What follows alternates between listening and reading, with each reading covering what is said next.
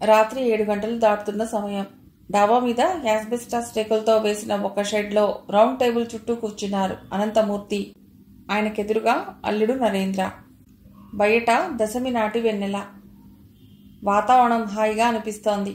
కానీ ఆ వాతావరణాన్ని, ఆ ఆహ్లాదాన్ని అనుభవించే కళాత్మక హృదయం కానీ, అభిరుచి కానీ అక్కడ కూర్చున్న ఇద్దరికీ లేదు. అనంతమూర్తి 2 గ్లాసుల్లో విస్కీ పోస్తూ మధ్య మధ్యలో సరిగ్గా పోసానా లేదా అన్నట్లు కొలత చూస్తున్నాడు. మామని, ఆయన చేస్తున్న పనిని అలవోకగా చూస్తున్నాడు నరేంద్ర. అప్పుడతడి మనసులో ఏ ఆలోచనలు లేవు. అనంతమూర్తి విస్కీ పోయటం అయ్యాక సోడా పోసి అల్లుడికేసి చూశాడు. సోడా చాలా అన్నట్లు, చాలన్నట్లు తలూపాడు నరేంద్ర. ఒక గ్లాసు అల్లుడి ముందు పెట్టి కూతురు నందినిని పిలుద్దామని తలదిప్పిన అనంతమూర్తికి జీడిపప్పు మరింకేదో మంచి ప్లేట్ తెస్తూ కనిపించింది నందిని.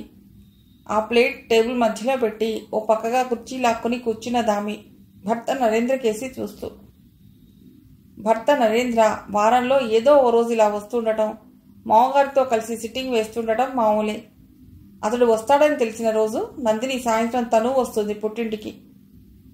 చీజ్ చెప్పాక ఒక సిప్ చేసి, అయితే మీ నాన్న మీ అన్నయ్య బావమర్ది శ్రీనిధిని సూపర్ మార్కెట్ పదవి నుండి పీకేసి మీ మేనత్త కొడుకి ఉద్యోగం ఇచ్చాడన్నమాట అన్నాడు అనంతమూర్తి అల్లుడి మొహంలోకి చూస్తూ.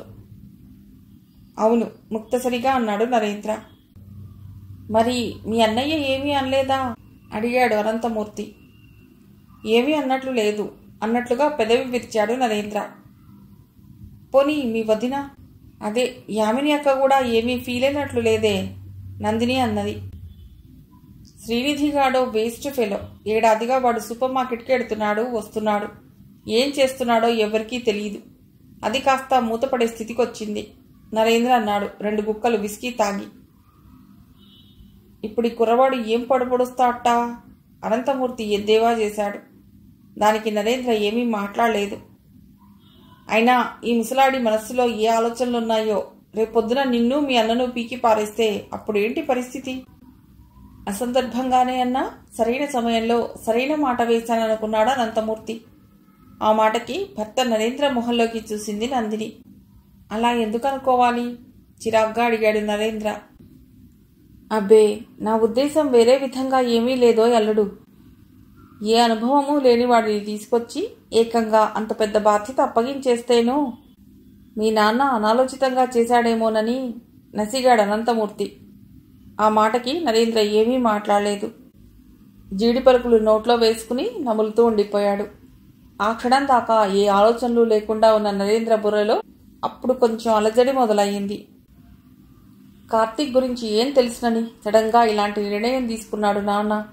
ఎంత చెల్లెలి కొడుకైతే మాత్రం అంత పెద్ద బాధ్యత అలా అప్పగించేశాడు? శ్రీనిధిగాడు వేస్ట్ ఫెలోనే, వాడిని పీకేయడం మంచిదే. కానీ అలా ఆలోచనలు సాగుతున్న నరేంద్రని అల్లుడు అని అనంతమూర్తి పిలిచేసరికి ఆలోచనలోంచి బయటకొచ్చి మామకేసి చూశాడు నరేంద్ర. ఇలా అంటున్నానని నువ్వేమీ అనుకోకోయి అల్లుడు. చాదస్తాలు పెరిగిపోతున్న ఆ ముసలి బుర్రకి ఇలాంటి ఆలోచనలే వస్తాయి. ఆయన్ని ఎంత త్వరగా ఆ చైర్మన్ గిరి నుండి తప్పించేసి మీరు ఫుల్ ఫ్లెడ్జ్డ్గా మీ వ్యాపారాల్ని డబుల్ చేస్తే గాని కుదరదోయి. కానీ ఆయన బతికుండగా ఆ పదవి నుండి తప్పుకోడు అని అల్లుడు మొహంలోకి చూశాడు అనంతమూర్తి. ఆ మాటకి జవాబేం చెప్పకుండా తల విదిలించి కుర్చీలో వెనక్కి వాలి కూర్చున్నాడు నరేంద్ర. భర్త ఏమంటాడో చూద్దామని ఎదురు చూస్తోంది నందిని. ఈ మధ్య నా ఫ్రెండ్ ఒకడు వైజాగ్లో ఉంటాడులే, బిజినెస్లో కాస్త దెబ్బతిన్నాడు. వాయుగుండాలు, తుఫాన్లతో వ్యవసాయము అంతంత మాత్రంగానే ఉంది. ఓ 20 లక్షలుంటే సర్దమని ఒకటే నసపెడుతున్నాడు. ఏం చెప్పను వాడికి? నా అల్లుడికే 5 లక్షలు డ్రా చేసుకునే అధికారం లేదని చెప్పనా? పరువు పోతుంది కదా అని మళ్ళీ నరేంద్ర మొహంలోకి చూశాడు అనంతమూర్తి. అతడికి దయాకరం క్షణక్షణానికి గుర్తుకొస్తూ ముల్లులా గుచ్చేస్తున్నాడు. ఓ రాయి విసురుదామని నరేంద్ర ముందు అలా ప్రస్తావించాడు. ఆ మాటకి పంతానికైనా అల్లుడు ఏదైనా చేస్తాడేమోనన్న ఆశ. ఆ మాటకి నరేంద్ర ఏమీ మాట్లాడకుండా విస్కీ తాగుతుండిపోయాడు. దేనికి సమాధానం చెప్పకుండా అలా మౌనంగా అల్లుడు ఉండిపోవటం అనంతమూర్తికి చిరాకొచ్చింది.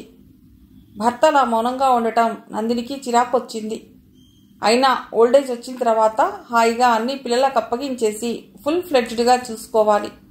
కానీ ఇంకా చైర్మన్ గిరి పదవి పట్టుకుని వేలాడటం ఏమిటి బాబు అని అసహనంగా అనేసి అక్కడి నుండి లేచి విసవిసా వెళ్ళిపోయింది నందిని. ఆమె అలా అనేసి వెళ్ళిపోవటం నరేంద్రకి ఏమాత్రం నచ్చలేదు. ఆ కోపం, అసహనం అన్నీ కలిసి తండ్రి మీదకి మళ్ళాయి.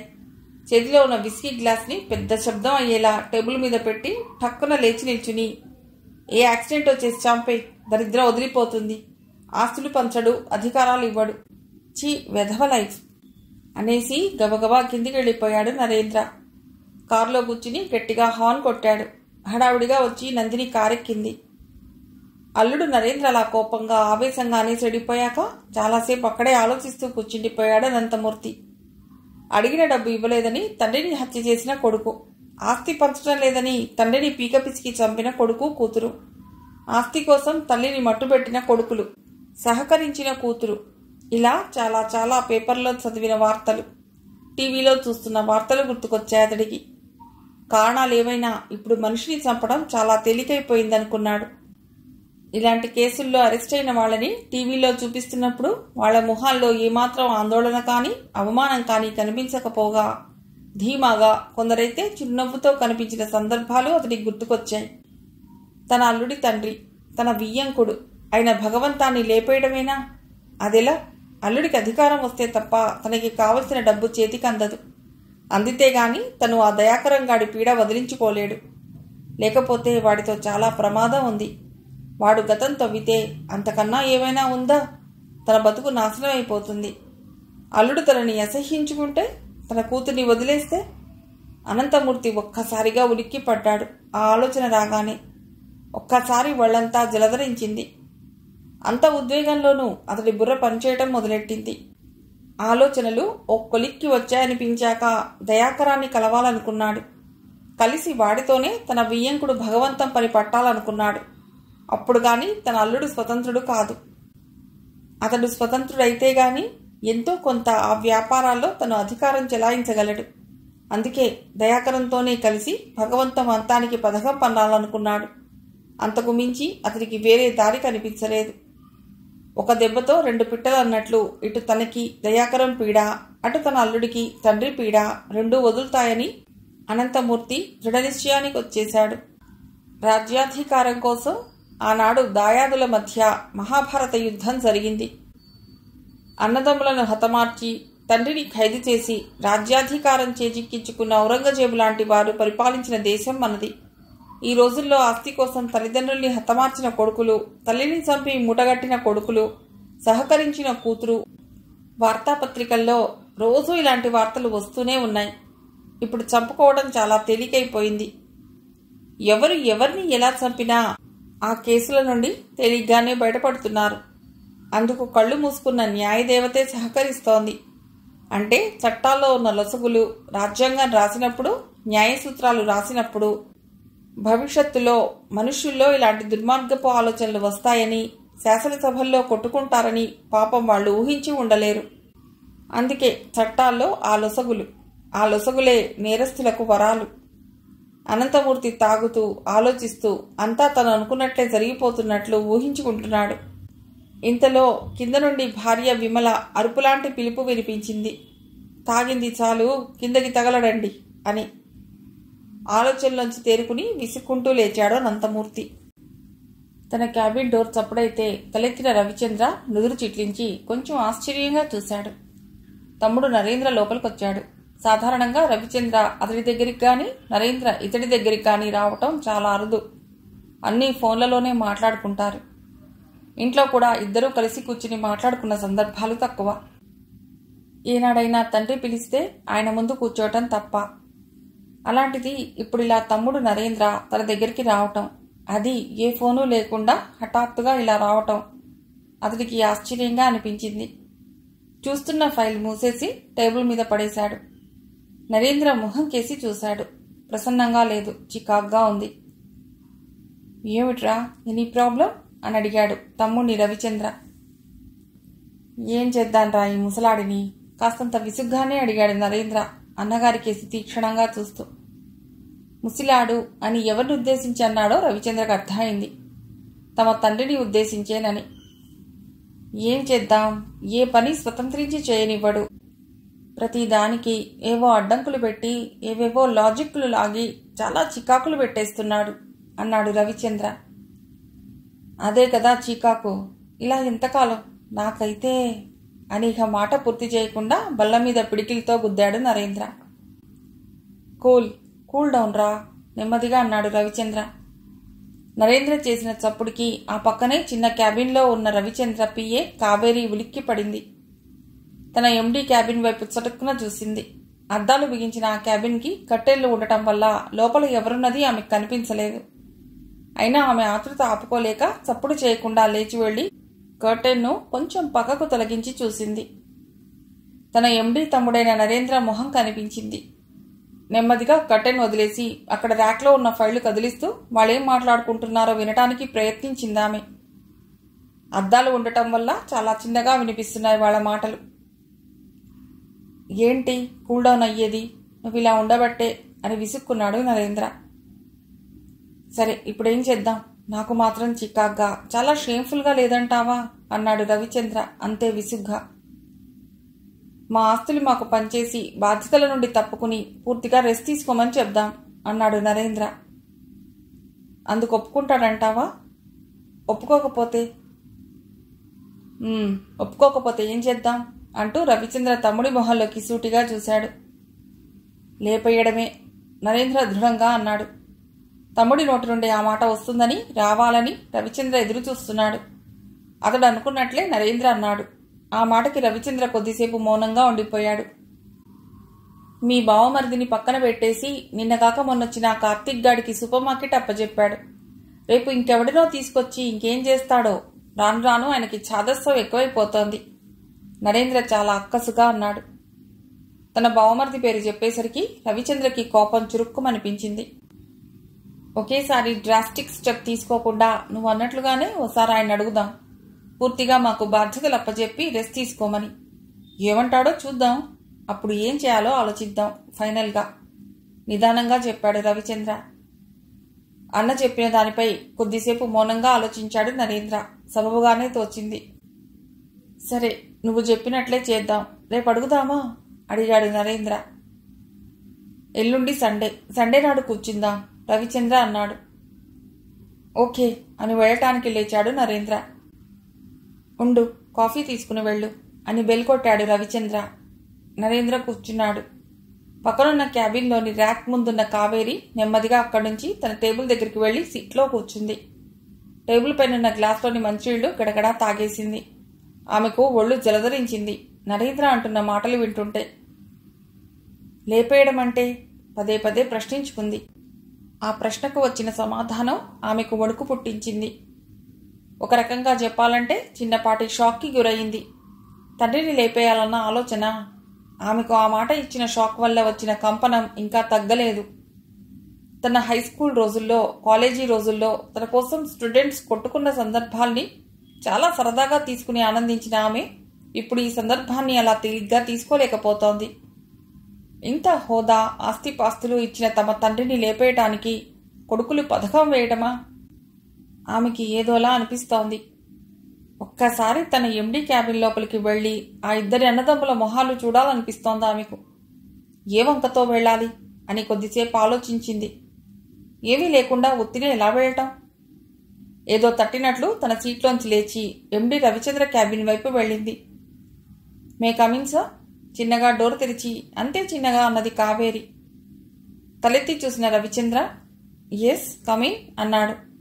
ఆమె లోపలికి వచ్చి, సార్ మనం స్టేట్ టూరిజం డిపార్ట్మెంట్ నుండి వచ్చిన ఆఫర్కి రెస్పాండ్ అవ్వలేదు గుర్తు చేస్తున్నట్లు చెప్పింది ఆ ఇద్దరి కేసి చూస్తూ. వాళ్ళిద్దరూ చిన్న సైజు రాక్షసుల మాదిరిగా కనిపిస్తున్నారు ఆమెకు. ఓహ్, నేను మినిస్టర్తో మాట్లాడతాను, ఆయన ఏం చెప్తాడో చూసి రెస్పాండ్ అవుదాం అన్నాడు రవిచంద్ర. ఓకే సార్ అనేసి గబగబా బయటకు వచ్చేసింది కావేరి. వచ్చి సీట్లో కూర్చున్నదన్నమాటే గాని ఆమె మనస్సంతా గజిబిజిగా తయారైంది. వీళ్ళకేం పొక్కే కాలం, బాగానే అనుభవిస్తున్నారుగా అనుకుంది మనస్సులో. ఆమెకు చటుక్కున ఆ మధ్య టీవీలో వార్తలు చూస్తుంటే విన్న ఒక వార్త గుర్తుకొచ్చింది. ఆస్తిని పంచివ్వడం లేదని తండ్రిని కత్తులతో పొడిచి చంపిన కొడుకులు. డబ్బు లేకపోతే ఒక బాధ, డబ్బుంటే మరొక బాధ అనుకున్నది. డబ్బులేని తన కుటుంబాన్ని చూసి ఎన్నిసార్లు ఆమె చీదరించుకున్నది. కానీ ఆ డబ్బే ప్రాణాలు తీస్తోంది. ఆమె ఈ ఆలోచనల్లో సతమతమవుతుండగా తన ఎండి రవిచంద్ర, అతడి తమ్ముడు నరేంద్ర బయటికి వెళ్లిపోవడం కనిపించింది ఆమెకు. స్ట్రాంగ్గా ఒక కాఫీ తెప్పించుకుని తాగి కొంత ఊరట చెందింది. ఇక ఆ రోజుకి ఆఫీసులో కూర్చోవాలని ఆమెకు అనిపించలేదు. హ్యాండ్ బ్యాగ్ భుజానికి తగిలించుకుని లేచింది ఫ్లాట్కి వెళ్ళిపోదామని. సరిగ్గా అప్పుడే చైర్మన్ భగవంతం లోపలికి వస్తూ కనిపించాడు. ఆయన్ని చూడగానే ఒక్కసారిగా అప్రమత్తమైంది కావేరి. తడబడింది కూడా. ఈ టైంలో, పైగా ఎండి రవిచంద్ర లేని సమయంలో ఆయన రావటం ఆశ్చర్యంగానూ అనిపించింది. శేఖర్, నేను చైర్మన్ గారిని కలిసొస్తాను. ఆయన ఇప్పుడు రమ్మన్నారు. మన ప్రపోజల్స్ ఆయన ముందు పెడతాను. ఆయన ఏమంటారో చూద్దాం. ఎలాగైనా ఈ సూపర్ మార్కెట్ని ఓ కొలిక్కి తీసుకొద్దాం. We will try our level best అని సీట్లోంచి లేచాడు కార్తీక్. అలాగే సార్, చైర్మన్ గారు ఓకే చేస్తారనిపిస్తోంది సార్ అన్నాడు గుణశేఖర్. ఆ మాటకి భుజాలెగరేసి దైవాధీనం అన్నట్లు పైకి చూస్తూ చేతులు ఆడించాడు కార్తీక్. 4-5 రోజులుగా సూపర్ మార్కెట్ని ఎలా బాగు చేయాలన్న విషయమే తన రూమ్మేట్స్తో ఆలోచనలు చేస్తూనే ఉన్నాడు. సూపర్ మార్కెట్ మేనేజర్ గుణశేఖర్ కూడా తనకి తోచిన సలహాలను ఒక కాగితం మీద రాసిచ్చాడు. సిటీలో ఉన్న కొన్ని సూపర్ మార్కెట్లను కూడా తన ఫ్రెండ్స్తో, ముఖ్యంగా సంతోష్తో కలిసి వెళ్లి పరిశీలించాడు. అతనికి చాలా లోపాలు కనిపించాయి. అవన్నీ ఒక నివేదికలా తయారు చేశాడు. 1కి 10 సార్లు చూసుకున్నాడు. తనకి సంతృప్తి అనిపించిన తర్వాత ఆ ముందు రోజే భగవంతానికి ఫోన్ చేశాడు. సూపర్ మార్కెట్ గురించి మాట్లాడాలని, ఎక్కడ కలవమంటారని అడిగాడు. రేపు తాను బయట పని చూసుకుని కుముదా హోటల్కి వస్తానని, అది నీకు దగ్గరగా ఉంటుంది, అక్కడికి రమ్మనమని భగవంతన్ చెప్పాడు. అందుకే ఆయన్ని కలవటానికి కార్తీక్ బయలుదేరాడు. నిజానికి అంత ఉత్సాహంగా అతడు బయలుదేరలేదు. ఒక పెద్ద బిజినెస్ మ్యాన్కి ఏ అనుభవమూ లేని తను సూపర్ మార్కెట్ వ్యాపార అభివృద్ధి గురించి సలహాలు ఇవ్వటమా అని మనసులో ఒకవైపున బెరుకుగానే ఉంది. అయితే ₹1 బొమ్మని అందంగా అద్దాల బీరువాలో పెట్టినప్పుడే అది ₹10కు అమ్ముడుపోతుందన్న వ్యాపార కిటుకులు తను చదువుకున్న మాస్టర్ ఆఫ్ బిజినెస్ అడ్మినిస్ట్రేషన్ MBAలో ఉన్నది అతడికి బాగా గుర్తు. ఇంతకాలం భగవంతం ఈ విషయాల మీద దృష్టి పెట్టలేదంటే దానికేవో కారణాలు ఉండి ఉండవచ్చుననుకున్నాడు. అతడు కుముదా 3 స్టార్ హోటల్కు చేరుకుని కొంచెం సంశయంగానే లోపలికి అడుగుపెట్టాడు. అతడు లోపలికి వచ్చి అక్కడ కనిపించిన వార్డ్ బాయ్ని చైర్మన్ గారి ఛేంబర్ ఎక్కడా అని అడుగుతున్నప్పుడు కార్తీక్ని కావేరి చూసింది. కార్తీక్లా ఉన్నాడే అనుకుని నుదురు చిట్లించింది. అయినా అతడు ఇక్కడికి ఎందుకు వస్తాడు అనుకున్నదంతలోనే, ఒకవేళ ఉద్యోగానికి ఇంటర్వ్యూకి పిలిచారా, అందుకే చైర్మన్ గారు వచ్చారా? ఆమె బుర్ర వేగంగా పరిపరి విధాల ఆలోచనలో పడిపోయింది.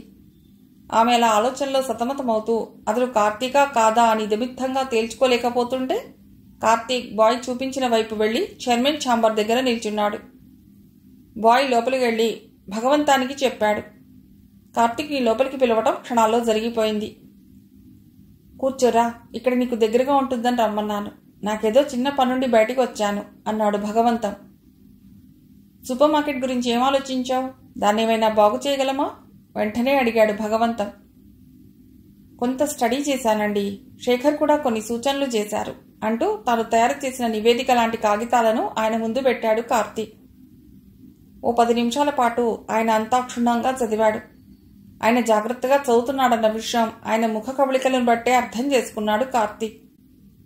గుడ్, భగవంతం అన్నాడు. అంటే అవన్నీ మీకు తెలియవని కాదు, కానీ కార్తీక్ ఏదో చెప్పబోయాడు. కొన్ని తెలుసు, కొన్ని నేను ఊహించలేను. బట్ దాన్ని సరిగ్గా మేనేజ్ చేయగలిగినప్పుడే మనం ఏం చేసినా ఫలితం ఉంటుంది. లేకపోతే పెట్టిన పెట్టుబడి అంతా బుడిదలో పోసిన పన్నీర్ అవుతుంది అన్నాడాయన. కార్తీక్ తలూపాడు. ఒక 10 డేస్లో దీన్ని రీమోడల్ చేద్దాం అన్నాడాయన. దానికి కార్తీక్ తలూపాడు. నేను 2 రోజులు ఇంటికి వెళ్ళొస్తానండి, సామాన్ ఏమీ తెచ్చుకోలేదు అన్నాడు కార్తీక్. అలాగే వెళ్ళిరా, 4 రోజులుండిరా, పర్వాలేదు. వచ్చేటప్పుడు అమ్మని కూడా తీసురా, దాన్ని చూసి చాలా ఏళ్లయింది. శేఖర్కి చెప్పు, ఏం చేయాలో ఎలా చేయాలో చేస్తాడు. మంచి కుర్రవాడే శేఖర్, భగవంతం అన్నాడు. ఇంతలో కాఫీలు వచ్చాయి. సూపర్ మార్కెట్కి పూర్వవైభవం తేవాలరా, అది నా మొదటి వెంచర్. ఓ పెద్దాయన ఫినాన్స్ చేసి నా చేత అది పెట్టించాడు. ఆ వ్యాపారమే నన్ను నిలబెట్టింది. ఇంత వాణ్ణయ్యాను. కాఫీ తాగుతూ స్వగతంలా చెప్పాడు భగవంతం. కాఫీ తాగటం పూర్తయ్యాక భగవంతం లేచాడు. ఇద్దరూ బయటికొచ్చారు. ఇప్పుడు కావేరికి కార్తీక్ స్పష్టంగా కనిపించాడు. తన ఎండీ రవిచంద్ర గురించి చైర్మన్ అడుగుతాడేమోననుకుని సీట్లోంచి లేచింది కావేరి. ఆయన ఎవ్వరినీ పలుకరించకుండా కారెక్కి వెళ్ళిపోయాడు. గబగబా కావేరి బయటికొచ్చి కార్తీక్ అని పిలిచింది గట్టిగా. ఆశ్చర్యంగా వెనక్కి చూసిన కార్తీక్కి కావేరి కనిపించేసరికి ఆమె అక్కడే పనిచేస్తున్న సంగతి అప్పుడు గుర్తుకొచ్చింది అతడికి. ఏయ్, నువ్వేమిటిక్కడా? ఇంటర్వ్యూకి వచ్చావా? ఏ ఉద్యోగానికి? ఆత్రంగా అడిగింది కావేరి. కాదు, నేను ఆల్రెడీ కుముదా సూపర్ మార్కెట్లో బిజినెస్ ఎగ్జిక్యూటివ్గా చేస్తున్నాను అన్నాడు కార్తీక్. అవునా, సంతోష్ కూడా నాకు చెప్పలేదే. ఎన్నాళ్ళయింది చేరి? అడిగిందామె కళ్ళింతలు చేసుకుని. చెప్పాడు కార్తీక్. అయినా అది డోల్ డ్రమ్స్లో ఉందట కదా అన్నదామె. అవును, దాన్ని బాగు చేద్దామని. భగవంతం తన బంధువు అన్న విషయం చెప్పాలా వద్దా అని మనసులోనే అనుకుని చివరికి చెప్పలేదు. మిగిలిన కథ తర్వాతి భాగంలో.